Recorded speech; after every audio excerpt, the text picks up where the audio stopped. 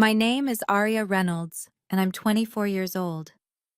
6 months ago, my mother gave away my car, the SUV my grandmother had gifted me for my 24th birthday. She handed the keys to my sister and told me, "Madison needs it more. You're single. Uber is more convenient for you." I didn't argue. I didn't fight. I just watched my car disappear from my life like I never mattered.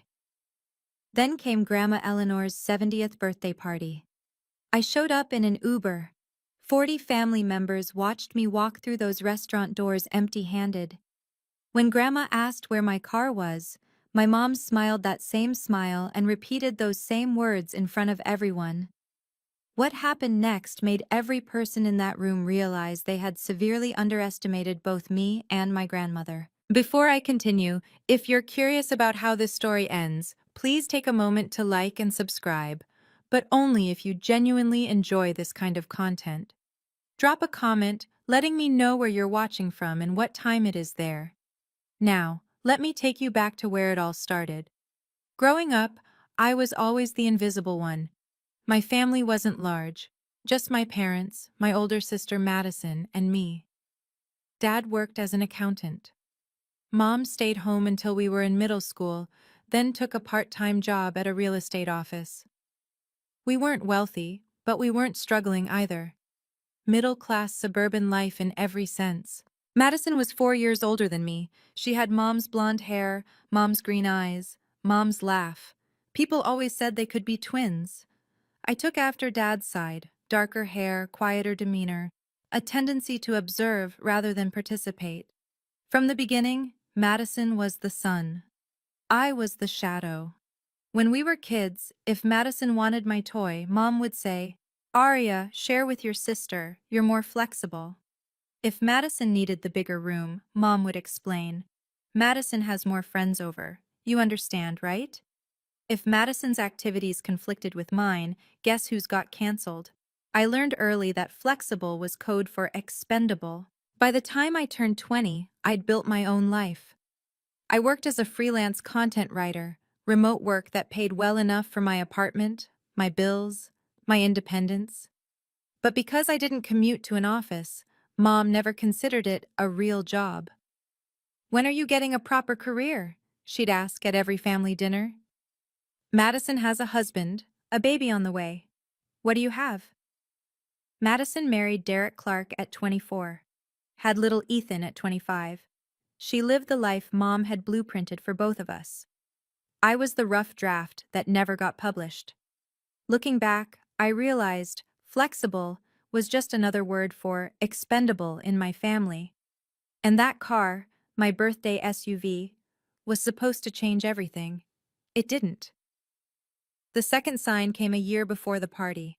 Grandma Eleanor had been living alone since Grandpa passed. She was 70 then, sharp as ever, but the family worried. Someone floated the idea of her moving closer to us. Mom took charge immediately. She called a family meeting, which meant her, Dad, Madison, and Derek sitting around our parents' dining table. I found out about it 3 days later, after all the decisions had been made. "We talked about Grandma," Mom mentioned casually over the phone. "Madison's going to check on her twice a month. Derek will handle any repairs at her place." I waited for my assignment. It never came. "What about me?" I finally asked. "I work from home. I could help with—" "Oh, sweetie, you're so busy with your little computer thing." Mom's voice dripped with dismissal. "Let Madison handle it. She's better with people anyway." Better with people. Right.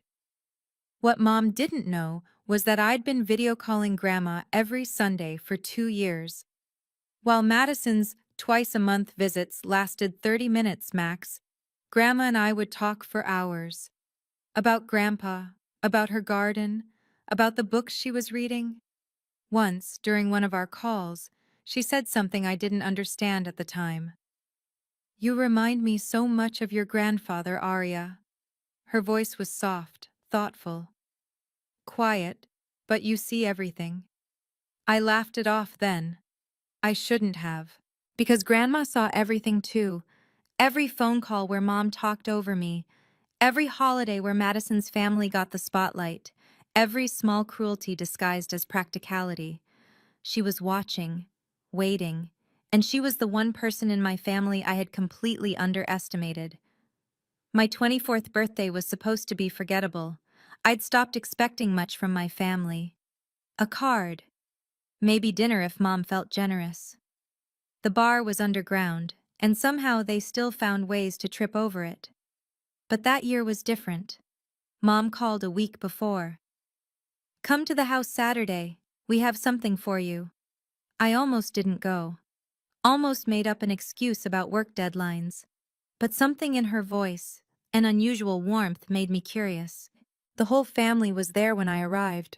Mom, Dad, Madison with Derek and baby Ethan.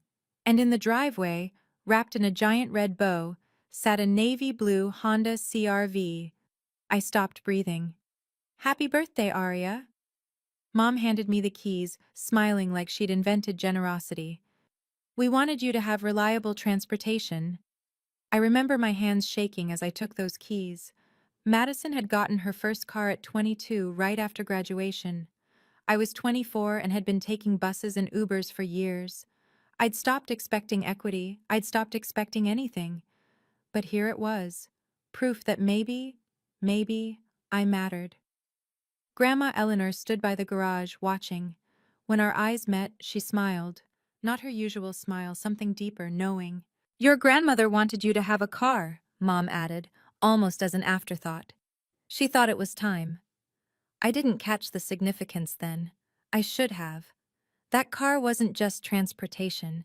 It was the first time in 24 years I felt visible, acknowledged, like I existed in this family beyond being Madison's shadow. I drove it everywhere for 10 months, built memories in that car, made it mine. Then Madison's car broke down, and everything changed. 3 weeks before Grandma's 70th birthday, I drove to my parents' house for Sunday dinner. Madison's minivan sat in the driveway as usual, but in the garage, in the spot where Dad's old sedan usually lived, I saw something that made my stomach drop. My SUV, navy blue, red ribbon long gone but unmistakable, with Ethan's car seat strapped in the back. I found Mom in the kitchen, stirring something that smelled like her usual pot roast. "Mom, why is my car in your garage?" She didn't look up. "Oh, Madison needed to borrow it. Her van's in the shop." "Borrow it?" "Just for a few days, honey. Her mechanic said it could take a week." I wanted to argue. I wanted to ask why no one called me first. But Madison walked in with Ethan on her hip, and the moment dissolved into baby talk and dinner preparations. A week passed. No car. 2 weeks. Still nothing. I texted Madison, "Hey, any update on your van? Need my car back soon." Her reply came hours later. "Mechanic says another week. Thanks for understanding." I called Mom. "When am I getting my car back?" "Aria, don't be difficult." Her tone shifted, colder now.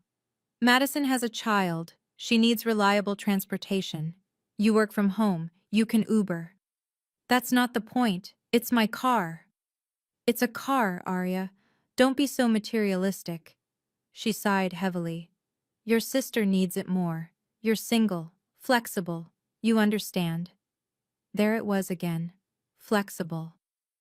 "Mom, I didn't agree to—" "We'll talk about this later." She hung up. I stared at my phone, anger and disbelief fighting for dominance. This wasn't borrowing anymore. This was theft with a smile. I called Madison directly the next day.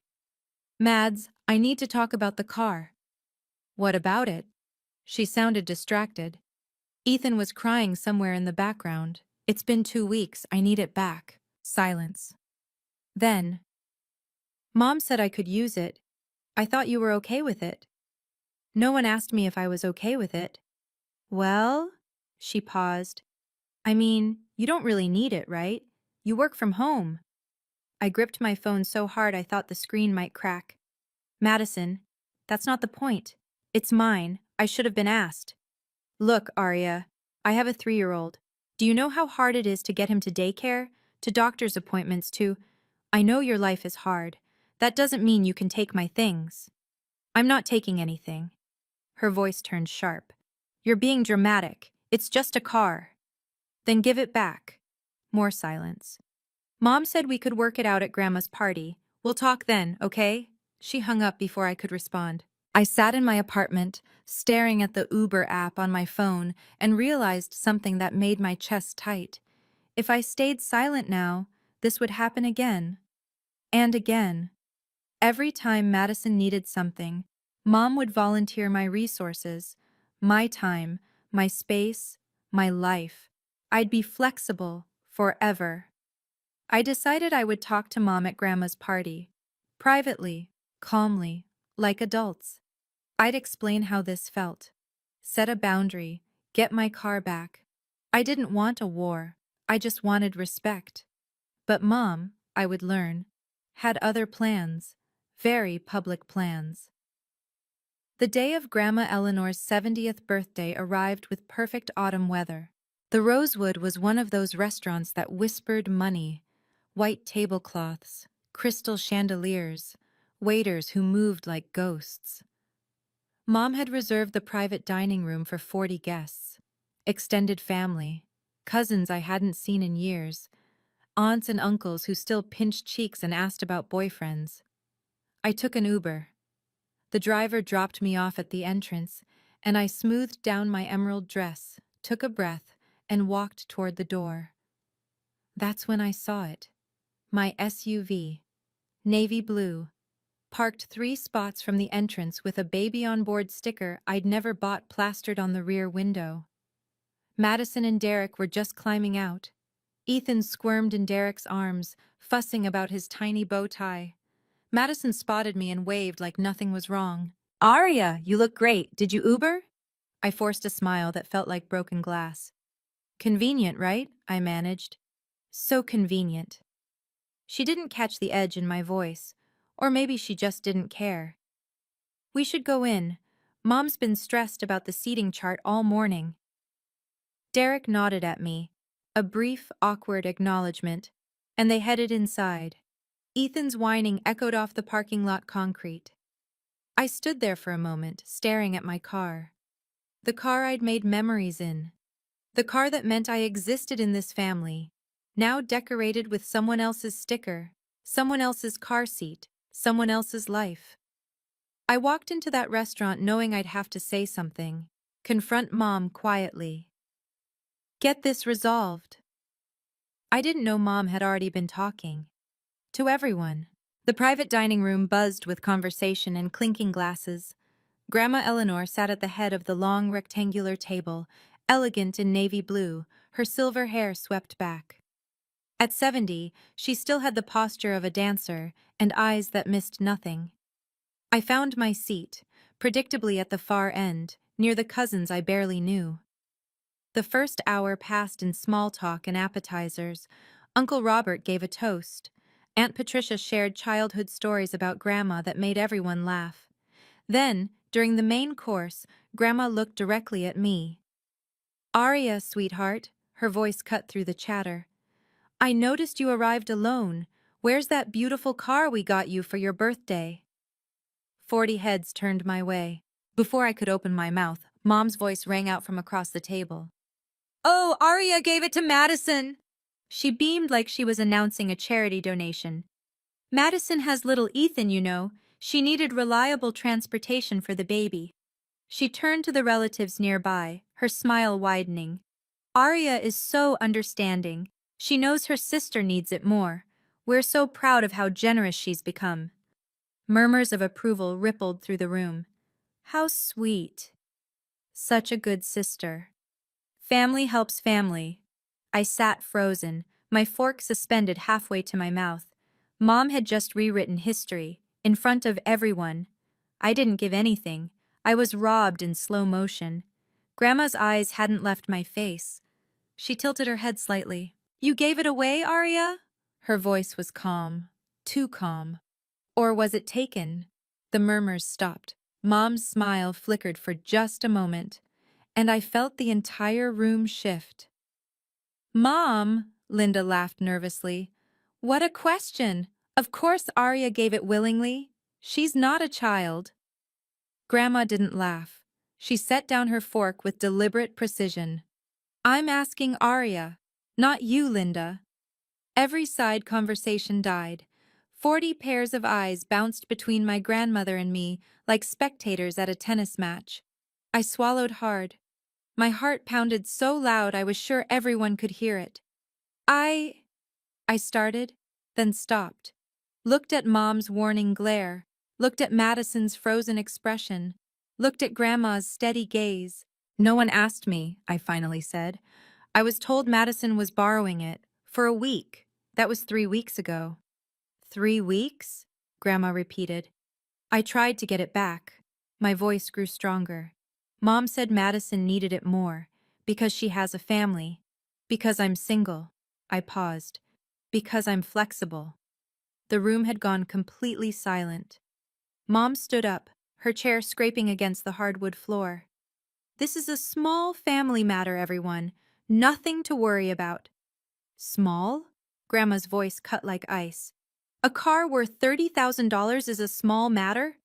Someone gasped. I think it was Aunt Patricia. Linda's face drained of color. Mother, can we please discuss this privately? You made it public, Linda. Grandma's eyes never wavered. You announced to this entire room that Arya gave away her car. If that's a lie, it should be corrected in the same room. I looked at Grandma, really looked at her for the first time that night. This wasn't the sweet old woman who baked cookies and told stories about the war. This was someone else entirely, someone who had been watching, waiting, and her moment had arrived. Grandma turned to face my mother fully. Her movements were unhurried, controlled. Linda, let me ask you something. She folded her hands on the table. Do you remember coming to me last year, before Arya's birthday? Mom's jaw tightened. Mother, this isn't the time. Do you remember what you asked me for? Silence. Uncle Robert shifted uncomfortably in his seat. Aunt Patricia leaned forward, her brow furrowed. You asked me for money, Grandma continued, her voice carrying to every corner of the room. From the family trust. You said you wanted to buy Arya a car for her 24th birthday. A proper gift, you said, to show her she mattered. My breath caught in my throat. Mom's face had gone from pale to almost gray. You said, and I remember this clearly, Linda, you said you wanted to do something special for your younger daughter because you knew she often felt overlooked. Grandma's eyes hardened. Those were your exact words. Whispers erupted around the table. I saw cousins exchanging confused glances. Derek was staring at his plate like he wished he could disappear into it. So tell me. Grandma leaned forward slightly. What did you promise me in exchange for that money?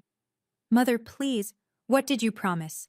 Mom's lips pressed into a thin line. She looked around the room, at her siblings, at her nieces and nephews, at the 40 witnesses to her unraveling, and said nothing. Aunt Patricia spoke up softly. Linda, what is she talking about? I watched my mother struggle. For the first time in my life, I saw her without her armor of confidence and control. And I realized, the car wasn't just a gift from my parents. It never had been. I'll tell you what she promised. Grandma's voice was steady as steel. She promised that car would belong to Arya. Only Arya. She signed a paper saying so. The room erupted in murmurs. Mom's face contorted. That paper was it was a formality. For the trust records. The title of that car, Grandma interrupted, is in my name. Not yours, Linda. Not Arya's, mine. Because I paid for it. I felt like the floor had dropped out from under me. What? The word escaped before I could stop it. Grandma looked at me and her expression softened for just a moment. I wanted to give you something meaningful, sweetheart, but I know how your mother operates. She returned her gaze to Linda. So I kept the title in my name, and I made your mother sign an agreement stating the car was exclusively for you. Madison stood up suddenly, her chair nearly toppling. Wait, Grandma, I didn't know any of this. Mom told me Arya was fine with... Did you ask her? Grandma's question cut through Madison's protest like a blade. Did you call your sister and ask if you could have her car? Madison's mouth opened, closed, opened again. Mom said, you didn't ask. Grandma nodded slowly. You assumed. You took. Just like you were taught. Derek grabbed Madison's arm, trying to pull her back down into her seat. She resisted for a moment, then crumpled. I sat there, watching my family's carefully constructed narrative collapse in real time. Grandma had known. She'd prepared. She'd waited. And she still wasn't done. Robert, she called to my uncle. Did you bring what I asked for? My heart stopped. Mom moved fast. Before Uncle Robert could respond, she stepped away from her chair, hands raised in a calming gesture. Everyone, please, let's not blow this out of proportion. Her voice had shifted, soothing now, reasonable. This is a family disagreement about a car, that's all. She turned to address the wider table, making eye contact with aunts, uncles, cousins. Aria works from home. She doesn't need to commute. Madison has a toddler who needs to get to daycare, to doctors, to... Linda. Grandma's voice was a warning. Mom ignored her. I made a practical decision for my family. Madison has responsibilities. Aria is young, single, flexible. She can adjust. That's what family does. Some heads nodded. I saw my Aunt Carol whisper something to her husband. And frankly, Mom continued, gaining confidence, I don't think we need to air private matters in front of everyone. This is between my daughters and me. Derek finally spoke up, his voice hesitant but supportive. I agree.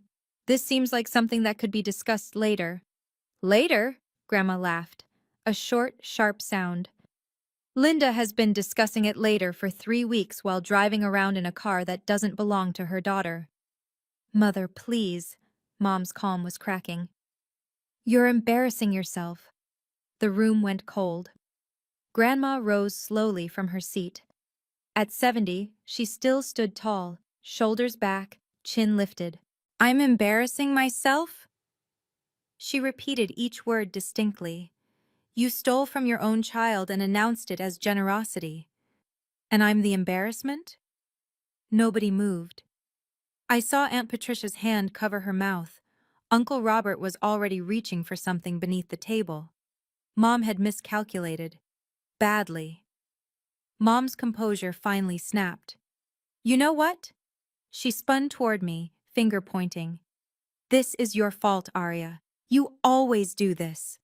I flinched. You sit there, quiet as a mouse, and then act surprised when things don't go your way. Her voice rose. You never speak up. You never participate. You just sulk in corners and expect everyone to read your mind. Linda.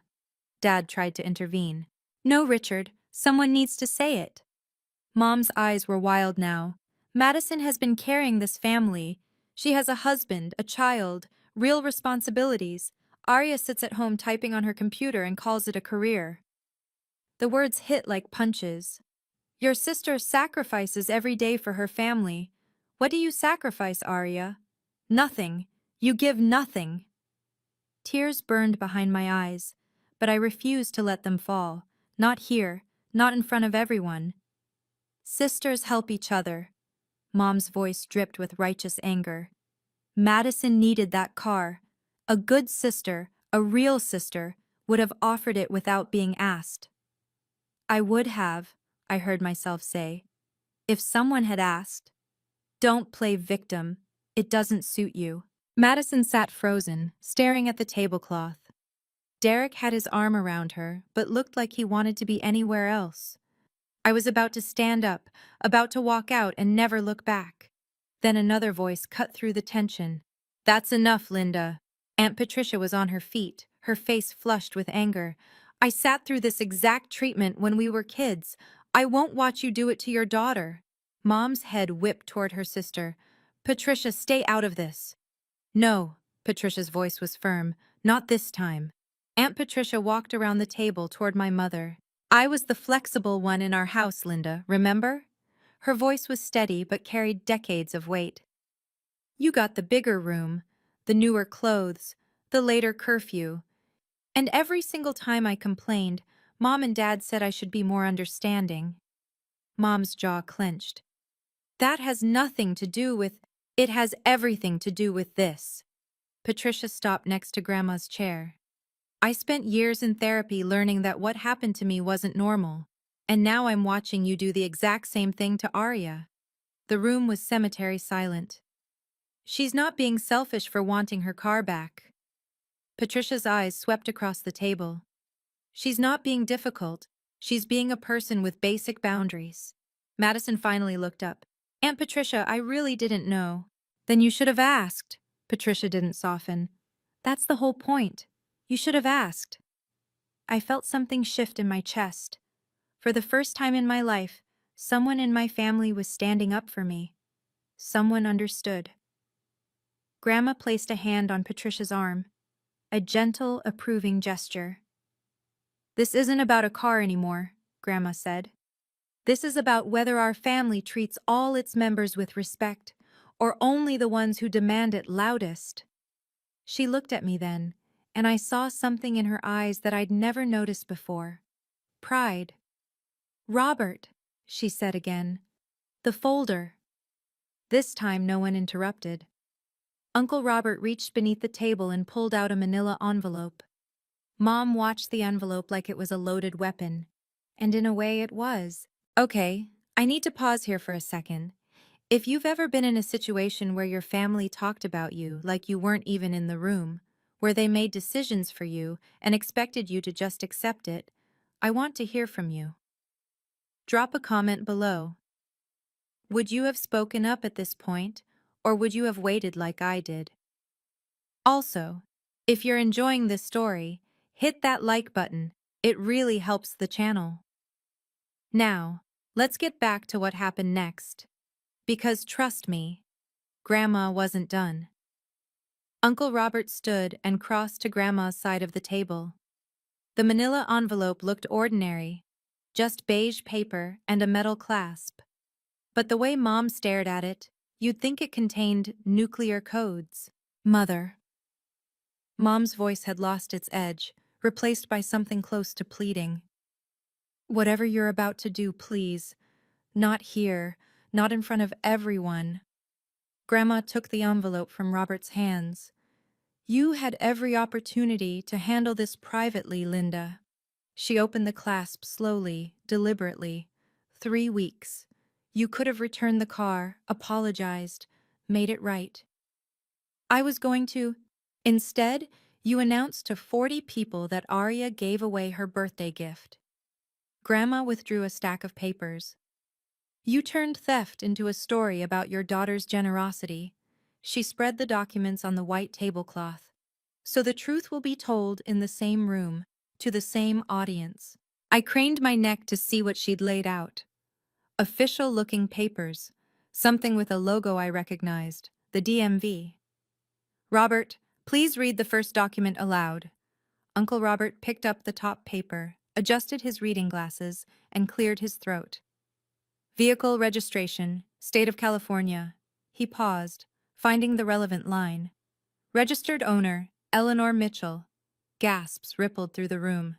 That's just for convenience, Mom stammered. For tax purposes. Everyone does that. Do they? Grandma's eyebrow rose. Robert, continue. He turned to the next document.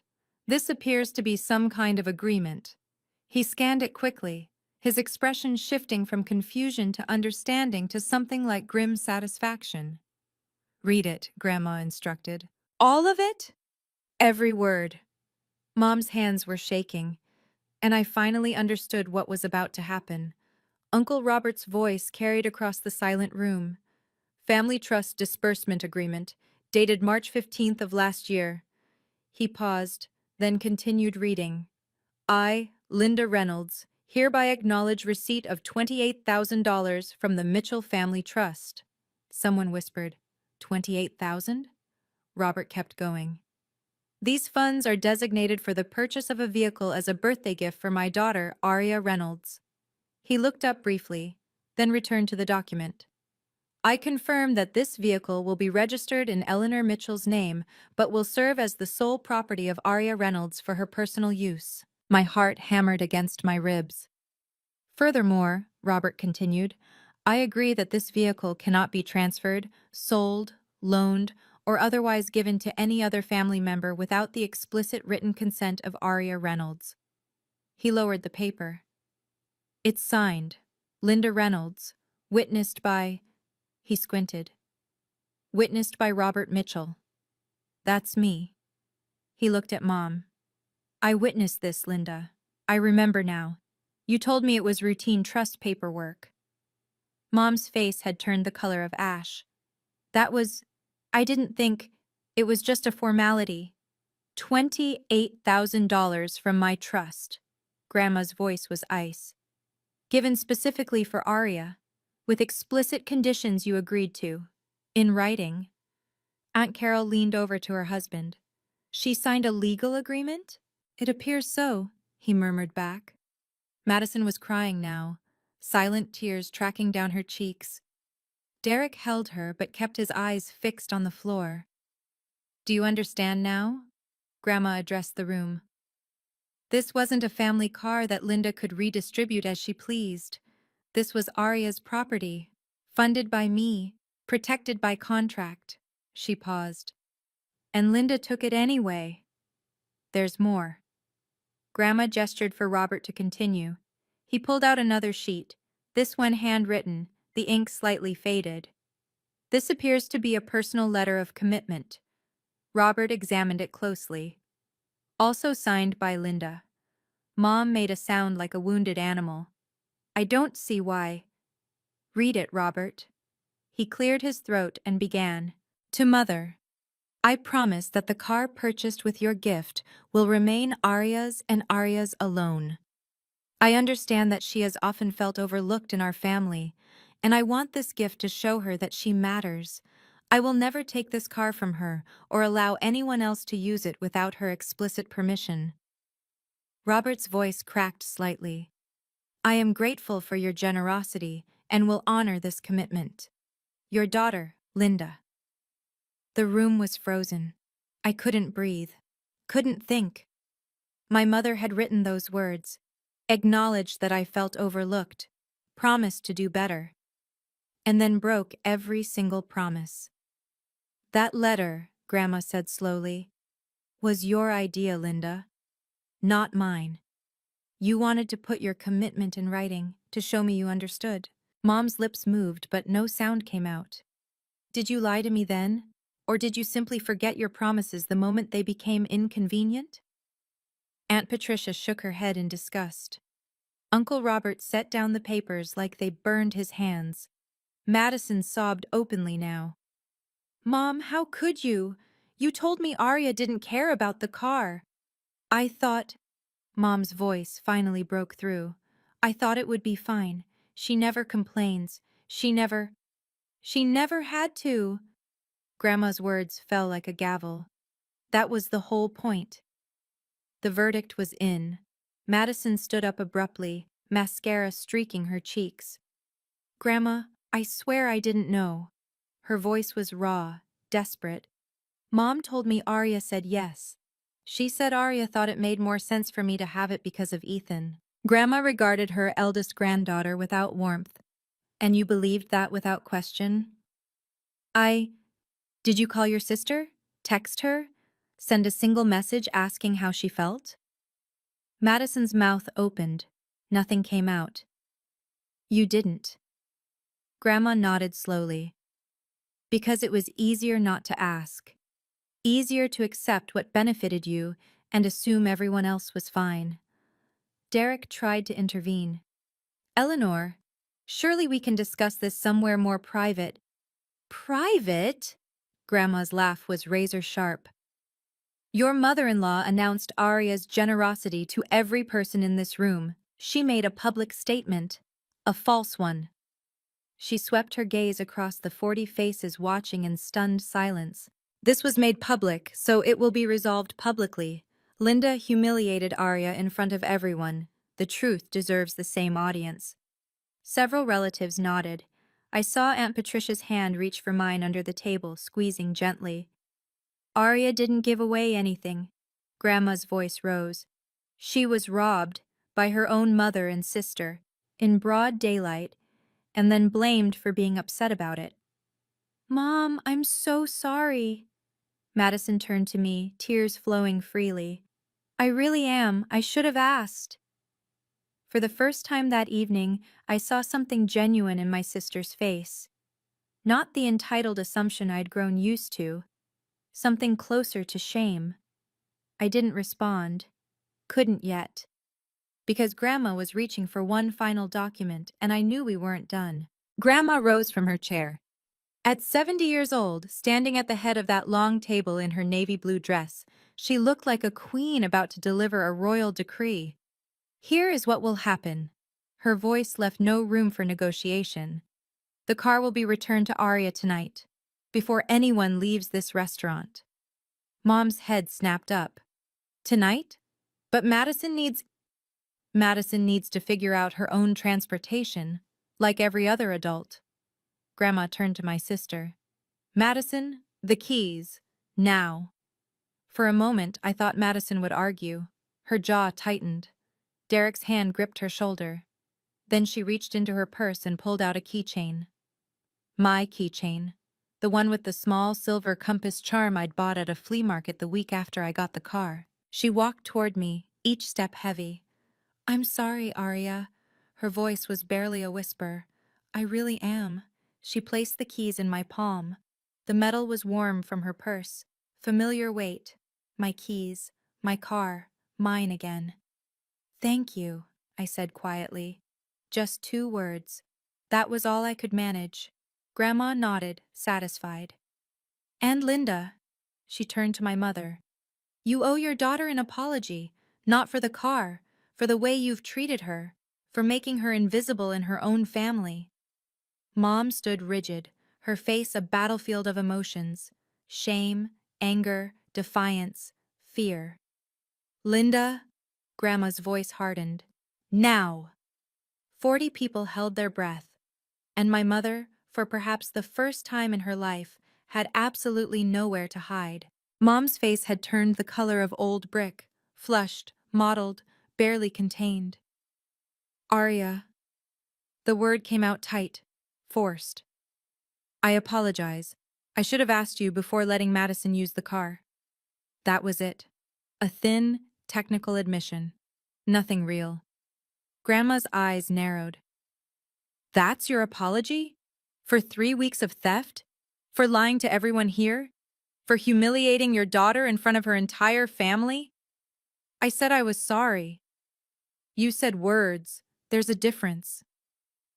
The tension in the room was unbearable. I could hear someone's watch ticking 3 seats away. But something had shifted in me during the past hour.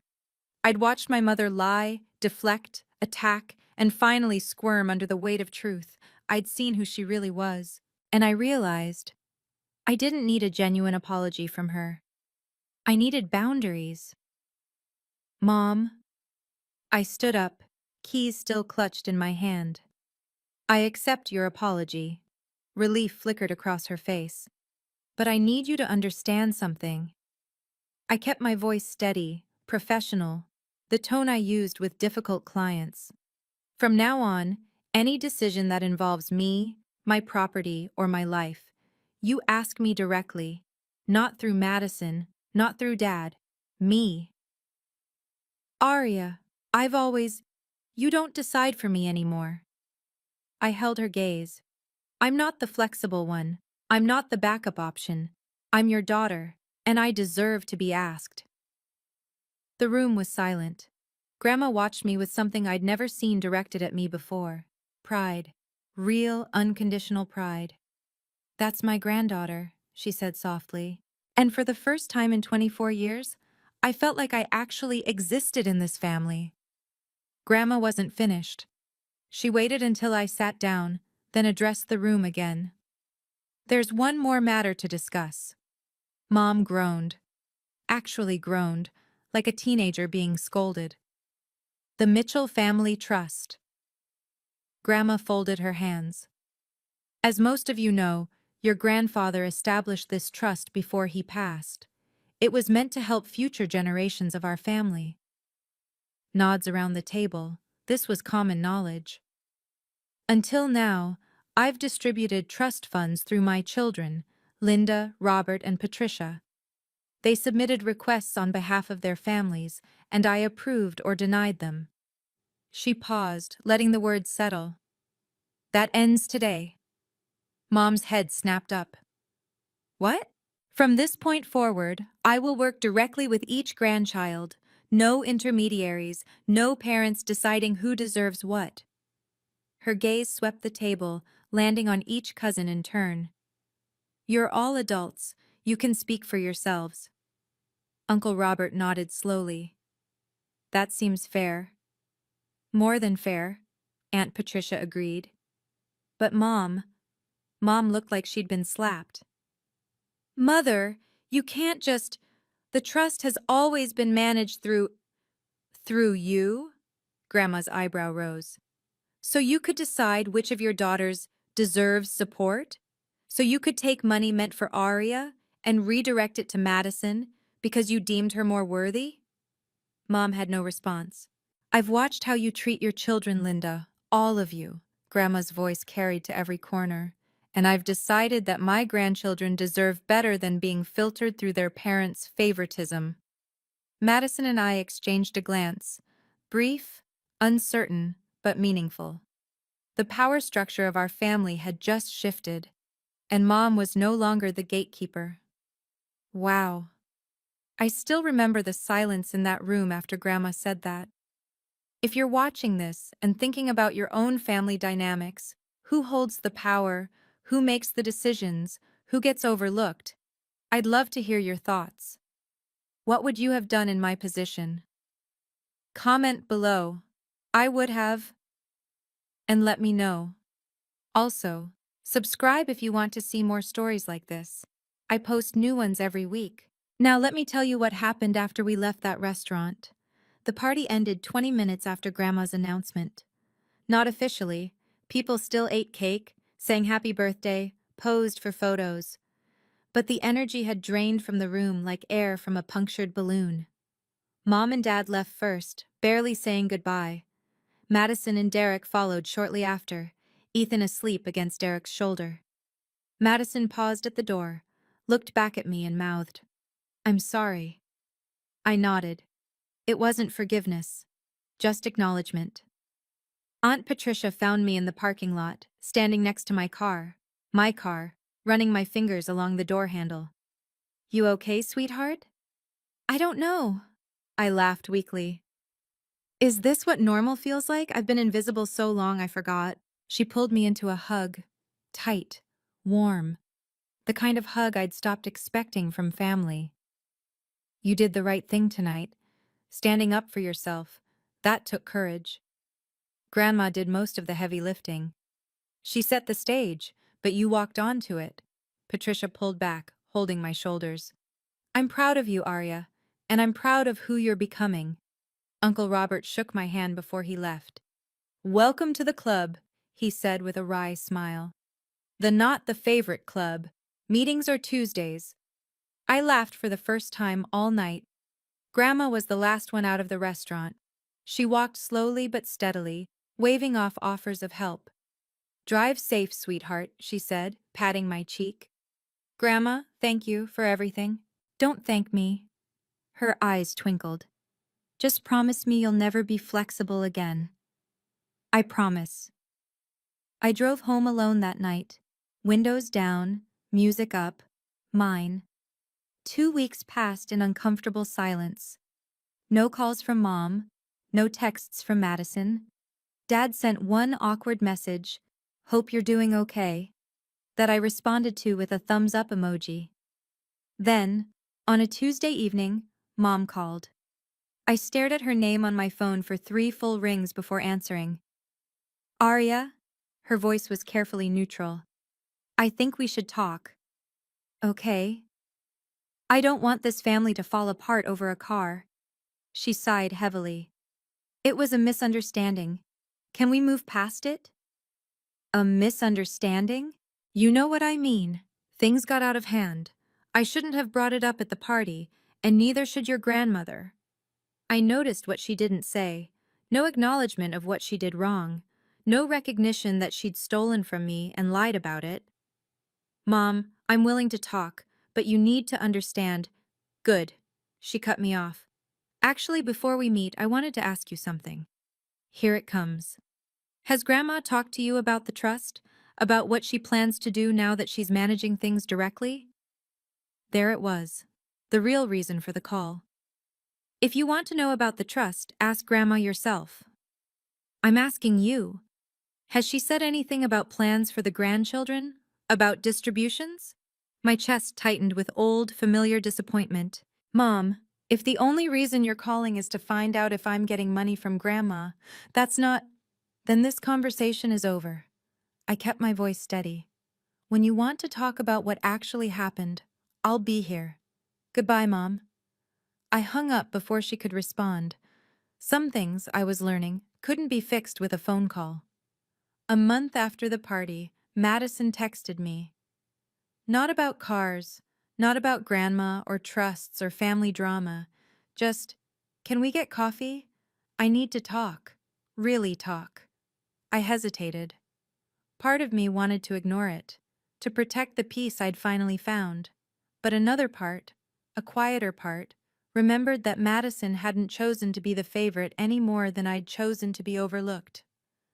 We met at a small cafe near my apartment. Madison arrived looking exhausted, dark circles under her eyes, hair pulled back in a messy ponytail, nothing like the polished older sister I'd grown up envying. Thanks for meeting me. She wrapped her hands around her coffee cup. I wasn't sure you would. I wasn't sure either. We sat in silence for a moment. I've been thinking a lot since the party, Madison finally said, about everything, about how I never question things, about how I just took. Madison, let me finish. Her eyes met mine. I was always the priority. I got used to it. I never thought about how that felt for you. She swallowed hard. Mom made it easy to not think. She handled everything, made all the decisions, told me what to believe. And you believed her. I did. Because it was convenient. Tears gathered in her eyes. I'm not blaming Mom. I'm an adult. I should have asked you. About the car. About everything. I felt something shift in my chest. Not forgiveness exactly. Something more fragile. I don't need you to be perfect, Madison. The words came slowly. I just need you to ask. To see me. That's all I've ever wanted. She reached across the table and grabbed my hand. I'm trying. I really am. I know. It wasn't a fix, but it was a start. 6 months later, my relationship with Grandma Eleanor had transformed.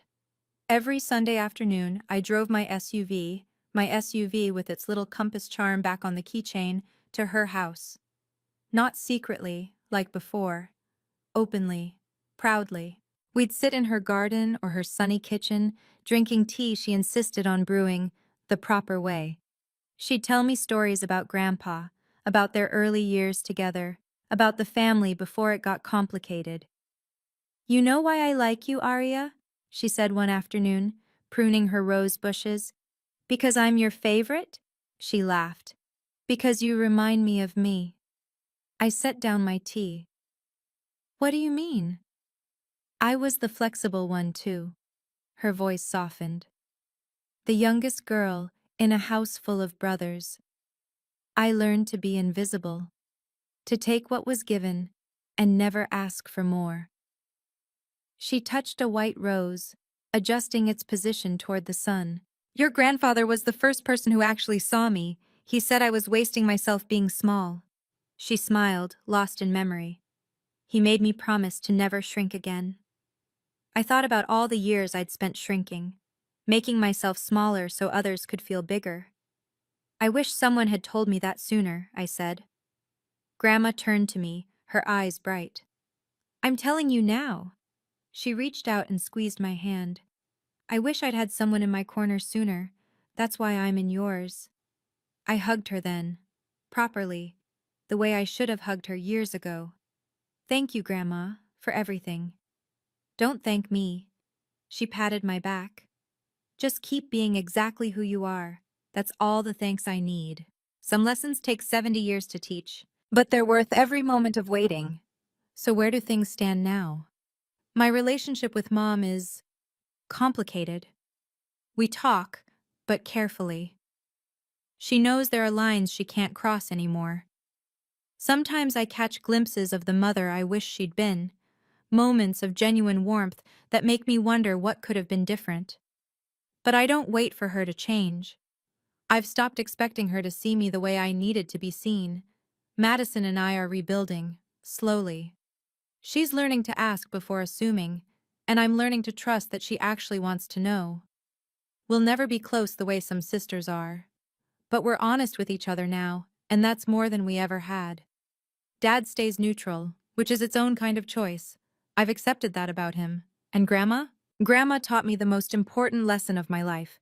Being flexible doesn't mean being invisible. Keeping the peace doesn't mean losing yourself. I'm 25 now. I have my apartment, my job, my car with its little compass charm, my weekly teas with a 70-year-old woman who refuses to let me shrink. I'm not the flexible one anymore. I'm the one with boundaries.